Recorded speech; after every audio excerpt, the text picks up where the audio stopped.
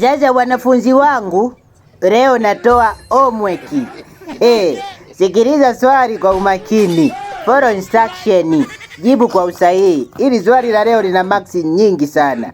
Aya, sikiliza swali, linasema hivi: kwa nini uchunguzi unachukua miezi 3 na kuendelea, lakini kuhesabu kura milioni 20 inachukua siku 2 bila interneti? Je, kwa kutumia interneti itachukua siku ngapi? Tafuta wastani wa interneti kwa idadi ya watu waliohesabu kura bila interneti. Narudia tena swali. Kwa nini uchunguzi unachukua miezi 3 na kuendelea, lakini kuhesabu kura milioni 30 inachukua siku 2 tu bila interneti?